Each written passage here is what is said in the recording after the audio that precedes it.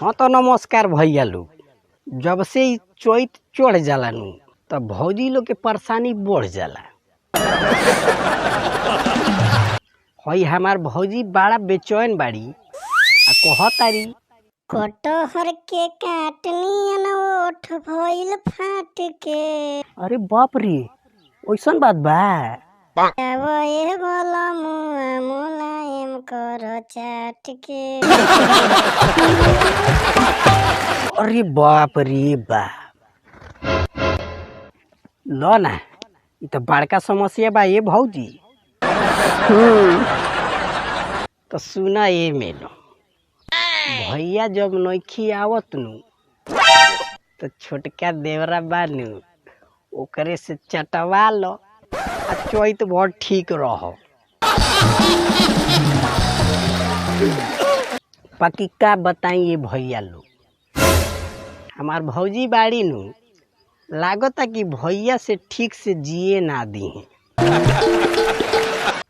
हमार भैया जब 2 रुपया कमाए खातिर बाहरा जाले तो अबे हमारा भौजी के कुछ न कुछ परेशानी हो जाला।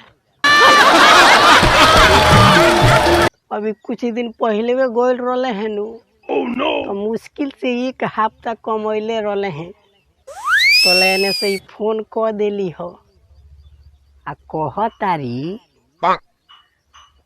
कि उठल बा कमर में दर्दिया तो हरदिया के छापी।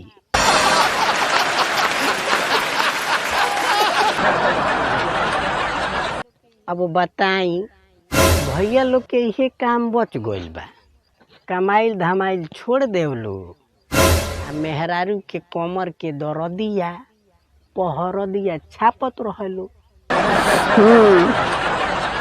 जितना काम बानू बड़ा भारी भारी काम बा भौजी लोग के। मर्द महोदय लोग के तो सुन के ई सब बीमारी टेंशने हो जाला। बाकी हमारी भौजी बाड़ी नु बड़ा समझदार होई। साफे साफे नइखी कह कि बाहरा न जाई पिया आ धड़केला हमरो जिया।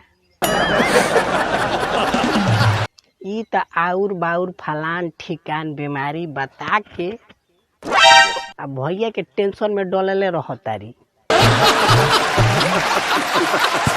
बाकी हमारा ई सारा समझ में नइखे आवो कि भौजी के ओठ कैसे फाट जाता।